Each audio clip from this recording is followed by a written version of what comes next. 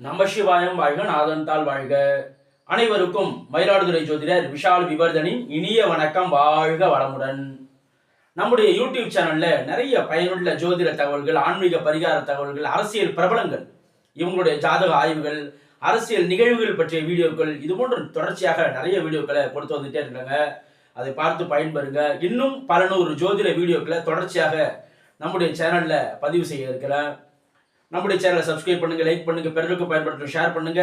என்னிடம் ஜாதகம் பார்க்க ஸ்கிரீன்ல தெரியக்கூடிய நம்பர் மூலமாக வாட்ஸ்அப் மூலமா நீங்க ஜாதகம் அனுப்பி ஜாதகம் பார்க்கலாங்க. நம்ம இன்னைக்கு என்ன பதிவு பார்க்க போறோம் அப்படின்னாங்க, எது செவ்வாய் தோஷம், என்ன செய்யும் செவ்வாய் தோஷம், செவ்வாய் தோஷம் உள்ள ஜாதகத்தை செவ்வாய் தோஷம் இல்லாத ஜாதத்தோடு இணைக்கலாமா, எப்படி ஜாதகத்தை தேர்ந்தெடுப்பது அப்படிங்கிறத இந்த பதிவுல தெளிவான விளக்கமாக நம்ம பார்க்க போறோங்க.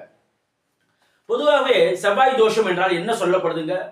2, 4, 7, 8, 12 இது போன்ற இடங்களில் செவ்வாய் இருந்தால் செவ்வாய் தோஷம் என்று சொல்லப்படுது. உதாரணத்திற்கு ஒரு தனுசு லக்னத்தில் பிறந்திருக்காருன்னு வச்சுங்க. தனுசு லக்னத்திற்கு 2ஆம் இடத்துல செவ்வாய். அப்ப 2ஆம் இடத்துல செவ்வாய் அமர்ந்தா எங்க பார்ப்பாரு? அவருடைய பார்வை 8ஆம் இடத்திற்கு விடும். 8ஆம் இடத்தை என்னன்னு சொல்லுவோம்? மாங்கல்ய ஸ்தானம், ஆயுள் ஸ்தானம். அப்ப 2ஆம் இடத்துல செவ்வாய் அமரும்போது குடும்பஸ்தானத்துல அமர்ந்து அவர் பார்க்கக்கூடிய இடம் அந்த மாங்கல்ய ஸ்தானத்தை, ஆயுள் ஸ்தானத்தை பார்க்கின்றார் என்ற அமைப்புல இந்த இடத்துல ஒரு யோசனை பண்ணுவாங்க. ஆகா, 2ல செவ்வாய் இருக்கு. 4ஆம் இடம் என்பது என்னது? சுகஸ்தானம். 4ஆம் இடத்துல செவ்வாய் அமர்ந்தா அவர் எங்க பார்ப்பாரு அப்படின்னு பார்க்கும்போது 7ஆம் இடம். அதாவது 7, 8ஆம் இடத்தோட செவ்வாய் தொடர்பு கொள்றாரு. அது போன்ற அமைப்புல தான் இந்த இடத்துல அமரும் போது பாருங்க, செவ்வாய் 4ஆம் இடத்துல அமரும்போது தன்னுடைய 4ஆம் பார்வையாக 7ஆம் இடத்தை பார்க்கின்றார். அப்ப 7ஆம் வீட்டோட அவர் தொடர்பு கொள்கின்றார் என்ற அமைப்பு வந்துருது. அதுக்கு அடுத்த 7 இருக்கும்போது அவருடைய பார்வை என்பது எங்க விழுது? லக்னத்திற்கு விடுது. 2ஆம் இட குடும்பஸ்தானத்திற்கு 8ஆம் பார்வை விடுது. 7ஆம் இடத்துல இருக்கும்போது 7ல அமர்ந்தா என்ன அமைப்பு வருது? 7ல அமரும் போது லக்னத்தையும் பார்க்கின்றார், 2ஆம் இடம் குடும்பஸ்தானத்தையும் பார்க்கின்றார். 8ஆம் இடத்துல செவ்வாய் அமரும் போது நேரடியாக எங்க பார்க்கிறாருங்க? 2ஆம் இட குடும்பஸ்தானத்தையும் பார்க்கின்றார், 3ஆம் இடத்தையும் பார்க்கின்றார். தன்னுடைய 7ஆம் பார்வை 8ஆம் பார்வை பார்க்கின்றார். அப்ப ஒட்டுமொத்தத்துல என்ன அமைப்பு வருதுன்னா, 2, 7, 8ஆம் இடங்களோடு செவ்வாய் தொடர்பு கொள்கின்றார் என்ற அமைப்புல வரும். பொதுவாகவே 2, 7, 8ஆம் இடங்களோடு செவ்வாய் தொடர்பு கொள்வது தாமத குடும்ப அமைப்பை தரும் அப்படின்னு நம்ம சொல்லலாம். அதே போல விதிகள் எப்படி இருக்கின்றதோ அதே ஒரு 12ஆம் இடம். 12ஆம் இடத்துல செவ்வாய் அமர்கின்றார். 2, 4, 7, 8, 12. 12ஆம் இடத்துல செவ்வாய் அமரும்போது தன்னுடைய 8ஆம் பார்வையால் 7ஆம் இடத்தை பார்ப்பார்.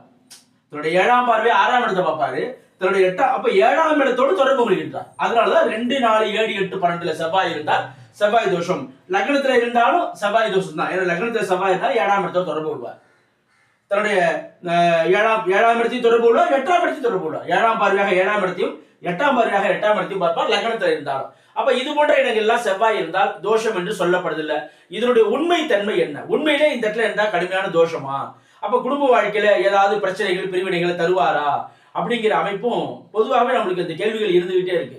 செவ்வாய் தோஷம் உள்ள ஜாதகத்தை செவ்வாய் தோஷம் இல்லாத ஜாதகத்தோட தான் இணைக்கணுமா?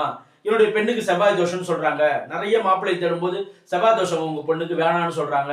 அதே மாதிரி பையனுக்கு பொண்ணு பார்த்துட்டு இருக்காங்க, சீக்கிரம் அமைய மாட்டாங்க, ரொம்ப போராட்டமா இருக்கு என்றெல்லாம் நம்ம பொதுவாக சொல்றோம். ஆனா இதனோட உண்மைத்தன்மை என்ன அப்படின்னாங்க, செவ்வாய் 2, 4, 7, 8, 12ல செவ்வாய் அமர்ந்தாலே தோஷம் என்று சொல்லப்படுவது சரியில்லாத அமைப்புங்க. அதாவது அந்த செவ்வாய் சுபகிரக தொடர்பில் இருக்கின்றதா, சுபகிரகத்துடைய வீடுகளில் இருக்கின்றதா, இது போன்ற அதற்கு நிறைய விதிவிலக்குகள் இருக்கு.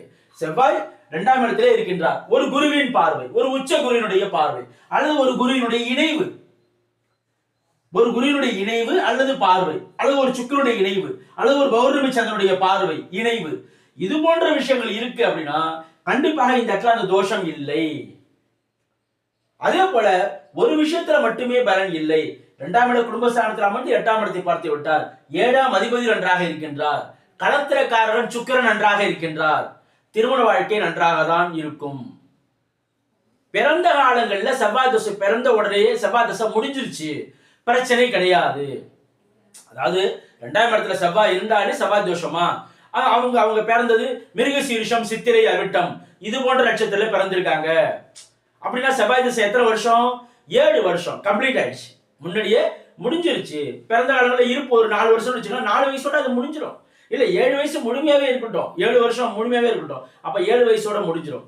இல்லைங்க சார், அவங்க சந்திர நட்சத்திரம் சொல்லக்கூடிய ரோஹிணி ஹஸ்தம் திருவோணத்துல பிறந்திருக்காங்க, சந்திரதசை 10 வருஷம், செவ்வாதசை 7 வருஷம், 17 வருஷத்தோட சந்திர செவ்வாய் தசை முடிஞ்சிடும். இல்லைன்னா அவங்க சூரியனுடைய திசையிலே பிறந்திருக்காங்க, கார்த்திகை உத்திரம் உத்திராடம் இது போன்ற நட்சத்திரத்துல பிறந்திருக்காங்க. அப்ப அதுல ஒரு 6, இது ஒரு 10, இதுல ஒரு 7, 16, 23 வயசோட செவ்வாய் தசை முடிஞ்சிடும். செவ்வாய் ஒருவேளை கடுமையான பாதிப்பாக இருந்தா, இல்ல சார் நீங்க சொல்றபடி பாயிண்ட்ல 28 வயசுல சார் செவ்வாய் திசை வருது, ஆனா அந்த செவ்வாய் சனியோடு இணைந்திருக்கின்றார். செவ்வாய் எப்போது பாதிக்கப்படுவார்? செவ்வாய் எப்போது கடுமையான பாதிப்பை அடைவார்? செவ்வாய் சனியோடு இணைந்திருக்கின்றார், செவ்வாய் ராகுவோடு இணைந்திருக்கின்றார், சனியின் பார்வையை பெற்றிருக்கின்றார். இது போன்ற அமைப்புலதான் செவ்வாய் கடுமையாக பாவத்துவம் அடைவார். அவ்வாறு அடையும் போதுதான் அந்த காலகட்டத்தில் அவர் பிரச்சனைகள் தருவார். அதுலயும் நீங்க என்ன பாயிண்ட் வரணும், செவ்வாய் கடுமையான பாவத்துவம் அடைந்து லக்னாதிபதி வலுவாக இருக்கும் போது கடுமையான பிரச்சனைகள் இருக்கும், எல்லாவற்றையும் சமாளிக்கக்கூடிய தன்மை வரும். அங்க கூட என்ன பாயிண்ட்டுக்கு நீங்க வரணும், லக்னாதிபதி வலுவாக இருக்கின்றாரா, சற்று லக்னாதிபதி வலுவாக இருக்கும்போது சுப பிரிவினை தரும். சற்று அதாவது வெளிநாடு போறாங்க, 3 வருஷம் 4 வருஷம் தங்கிடுறாங்க, அதற்கு பிறகு வராங்க. இது போன்ற காலகட்டத்தில் அது மாதிரி ஒரு சுப பிரிவினை தரலாம். அல்லது வேலை நிமித்தமா இருவருமே பிரிஞ்சிருக்கலாம், கணவன் மனைவி இருவருமே வேலை நிமித்தமாக பிரிந்திருக்கலாம், அது ஒரு சுப பிரிவினை தானே. இது போன்ற விஷயங்களை தரலாம் லக்னோட வலுவை பொறுத்து. அங்க லக்னாதி பாதிக்கப்படும் போது அந்த லக்னத்திற்கு அவயோகராகவோ அல்லது அந்த செவ்வாய் கடுமையான பாவத்துவம் அடைந்த நிலையிலோ தசை நடத்தினால் லக்னாதிபதி வலுவிழந்த நிலையில் அந்த காலகட்டத்தில் போராட்டங்கள் இருக்கும். அப்படி இல்லை என்றால் போராட்டம் இருக்க போறது இல்லை. தொட்ட 90க்கும் எல்லாத்துக்கும் 2, 4, 7, 8, 12 செவ்வாய் இருந்தால் செவ்வாய் தோஷம். இந்த உங்க பொண்ணுக்கு செவ்வாய் தோஷம். ஏன் இந்த இடத்துல மீன லக்னம் ஒரு மீன லக்னத்திற்கு 4ஆம் இடத்துல செவ்வாய் இருக்கின்றார், இங்கிருந்து குரு பார்க்கின்றார். குருவின் பார்வை பெற்ற செவ்வாய் நல்லதான செய்வார். மங்கள யோகம், குருவோடு செவ்வாய் இணைந்தால் குரு மங்கள யோகம், சுக்கரனோடு செவ்வாய் இணைந்தால் பிருகு மங்கள யோகம். சுக்கரன் செவ்வாய், அப்ப சுக்கரோடு செவ்வாய் இணையலாம், குருவோடு செவ்வாய் இணையலாம். செவ்வாயோடு சனி இணைவது ராகு இணைவது கூடாது, செவ்வாயோடு கேது இணையலாம். அப்ப இது போன்ற அமைப்புல இருக்கும்போது எப்படி நம்ம இந்த கடுமையான செவ்வாய் தோஷம் என்று சொல்ல முடியும்? செவ்வாய் ஆட்சியானால் உச்சமானால் தோஷம் இல்லை என்றெல்லாம் நிறைய விதி இருக்கிறோம். அப்படி கிடையாது. செவ்வாய் இந்த இடத்துல உச்சம் பெற்று ஒரு உச்சமை பெற்று தனித்து இருந்தால் கூட இந்த இடத்துல செவ்வாய் திசை என்பது போராட்டங்களை கொடுக்கும். செவ்வாய் சுபத்துவம் அடைந்தால் கண்டிப்பாக கெடுபலனை செய்ய மாட்டார். செவ்வாய் சுபத்துவமா இருக்கணும், பாதகத்துல தொடர்புல இல்லாம இருக்கணும். அப்ப அது போன்ற அமைப்புல நம்ம செவ்வாய் தோஷத்தை பார்க்கணுமே ஒழிய எடுத்த உடனேயே 2, 4, 7, 8 படல குருவோட இணைஞ்சிருக்காரு, சுக்கரோட இணைஞ்சிருக்காரு, பௌர்ணமி சந்திரன் பாக்குறாரு, தோஷமே கிடையாது. அவர் 4ல இருக்கட்டும், 7ல இருக்கட்டும், 8ல இருக்கட்டும், குடும்ப சார்ந்தது இருக்கட்டும், 12ல இருக்கட்டும், அப்ப தோஷம் கிடையாது என்ற அமைப்பதாக நம்ம எடுக்கணும். அப்ப இந்த ஜாதகத்தை இப்ப இந்த மீன லக்னத்துக்கு 4ஆம் இடத்துல செவ்வாய் குருவோட பார்வை இருக்காது. இந்த ஜாதகத்தை செவ்வாய் இல்லாத ஜாதகத்தோட தான் இணைக்கப்பட்டது, நல்லா இருக்கிறாங்க. அப்ப செவ்வாயோட ஜாதகத்தை செவ்வாய் இல்லாத ஜாதகத்தோட தான் இணைக்கணுமா, இருக்கிற ஜாதகத்தோட இணைக்க கூடாது, இது போன்ற அமைப்புல நிறைய சந்தேகங்கள் இருக்குல்ல. அப்படியெல்லாம் ஒண்ணுமே கிடையாதுங்க. ரொம்ப ரொம்ப அரிதான அமைப்பு தாங்க செவ்வாய் தோஷம் என்பது. ரொம்ப ரொம்ப அரிதான அமைப்பு தான் வரும். ஒன்று செவ்வாய் தசை நடைமுறையில வரணும், தசை நடந்தால்தான் அந்த நிகழ்வே நடக்கும். தசையே இல்லை சார் பிரச்சனையே கிடையாது. அப்ப அது போன்ற விஷயங்களையும் நீங்க சீர்திக்கும். ஏனோ தானோன்னு டக்கு நீங்களாவே முடிவு பண்ணிடுறீங்க. நீங்களாவே என்ன பண்றீங்க, என் பொண்ணுக்கு 2ல செவ்வாய் இருக்கு, செவ்வாய் தோஷம். நீங்களாவே அது குரு பார்க்கின்றாரா, அது குருவின் வீடுகளில் இருக்கின்றதா, அல்லது சுபகிரகத்துடைய வீடுகள் இருக்கா, துலாம் வீட்டுல இருக்கா, அல்லது ரிஷப வீட்டுல இருக்கா, மீன வீட்டுல இருக்கா, தனுசு வீட்டுல இருக்கா, இது போன்ற சுபகிரகத்துடைய வீடுகள்ல இருக்கா, அல்லது அம்சத்திலே அது சுபகிரகத்துடைய வீடுகள்ல இருக்கா, இது போன்ற விஷயங்களை பார்க்கும் போதுதான் அந்த செவ்வாய் கடுமையான செவ்வாயா, பாதிக்கப்படக்கூடிய செவ்வாயா அப்படிங்கிறது அங்க நம்மளுக்கு தெளிவாக தெரியும். மேலோட்டமா பார்த்துட்டு இதுல செவ்வாய் இது செவ்வாய் என்ற அமைப்பு முடிவு எடுக்க கூடாதுங்க. ஒருவேளை ஒருவருக்கு உங்களுடைய பெண்ணுடைய ஜாதகத்தில் 2ஆம் இடத்துல செவ்வாய் இருக்காரு, அந்த 2ஆம் இடத்துல செவ்வாய் இருக்காரு, ஆனா குரு பார்க்கின்றார் வச்சுங்க, இது உங்க பெண்ணினுடைய ஜாதகம், இங்க இருந்து குரு பார்க்கின்றார், 2ஆம் இட குடும்ப சார்ந்த செவ்வாய் உச்சம், குருவின் பார்வை, இந்த இடத்துல உங்க பொண்ணுக்கு செவ்வாய் தோஷமா? தோஷம் இல்லை, அறவே தோஷம் இல்லை. இப்ப இந்த பெண்ணோட ஜாதகத்தை ஒரு பையனோட ஜாதகத்தோட இணைக்கிறீங்க. அந்த நீங்க நினைக்கிறீங்க 2ல செவ்வாய் இருக்காரு, செவ்வாய் தோஷம்.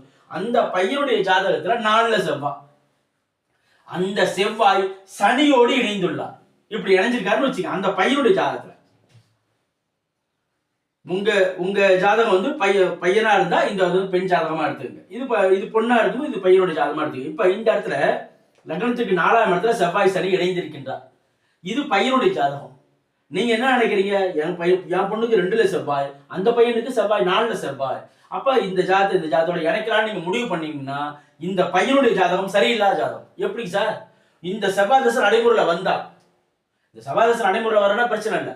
இல்ல சார், இந்த பையனுக்கு வந்து ஒரு 32 வயசுல இந்த செவ்வாய் தசை வரப்போகுது, இந்த இடத்துல பாதிப்புகளை தருவா. இந்த பையன் நீங்க என்ன அடிப்படையில் இழைச்சிக்க? என் பொண்ணுக்கு 2ல செவ்வாய், அந்த பையனுக்கு 4ல செவ்வாய். ஆனா 4ல செவ்வாய் அமர்ந்தது என்ன யாரோட இணைஞ்சிருக்காரு? சனியுடன் இணைந்துள்ளார் அல்லது ஒரு ராகுவோடு இணைந்துள்ளார். இந்த இடத்துல போராட்டங்களை கொடுப்பார். அப்போ உங்களுடைய ஜாதகம் உண்மையிலேயே சுத்த ஜாதகம் தான். எப்படி? குருவோட பார்வை வாங்கியிருக்காரு. ஆனா நீங்க போய் செவ்வாய் தோஷம் இருக்குங்கிற அடிப்படையில போய் நீங்க என்ன பண்றீங்க? ஒரு பாதிப்பான ஒரு செவ்வாயினுடைய ஜாதகத்தோட நீங்க இணைக்கிறீங்க. அல்லது இது ஒரு உங்களுடைய பையனா இருக்கட்டும், அப்ப இந்த மாதிரி ஒரு பெண்ணினுடைய ஜாதகத்தோட போய் நீங்க நினைக்கிறீங்க அப்படிங்கிற பாயிண்ட் வரும். அப்ப நீங்க மேலோட்டமாக பார்க்க கூடாதுங்க. 2 4 7 8 12 செவ்வாய் இருந்தாலும் செவ்வாய் தோஷம் என்ற முடிவுக்கு வரக்கூடாது. செவ்வாய் இருக்கிற ஜாதகத்தை செவ்வாய் இல்லாத ஜாதகத்தோடு இணைக்க கூடாது என்றெல்லாம் சொல்றாங்களா, அதெல்லாம் கிடையாது. செவ்வாய் இருக்கிற ஜாதகம் செவ்வாய் இல்லாத ஜாதகத்தோடு இணைக்கலாம். அது அந்த செவ்வாயுடைய தன்மையை பொறுத்து, அதனுடைய தசையை பொறுத்து, லக்னம் லக்னானுடைய வலுவை பொறுத்து இது போன்ற விஷயங்களை நம்ம முழுமையாக பார்த்து இணைக்கலாங்க. இது போன்ற இன்னும் பல்வேறு ஜோதிட தகவல்களை தொடர்ச்சியாக நம்முடைய சேனல்ல பதிவு செய்வோம். நம்முடைய சேனலை சப்ஸ்கிரைப் பண்ணுங்க, லைக் பண்ணுங்க, பிறருக்கும் பயன்பட்டு ஷேர் பண்ணுங்க. என்னிடம் ஜாதகம் பார்க்க ஸ்கிரீன்ல தெரியக்கூடிய நம்பர் மூலமாக, வாட்ஸ்அப் மூலமா, ஆன்லைன் மூலமா நீங்க ஜாதகம் பார்க்கலாம். நன்றி, வணக்கம். வாழ்க வளமுடன், வாழ்க வையகம், வாழ்க பிரபஞ்சம்.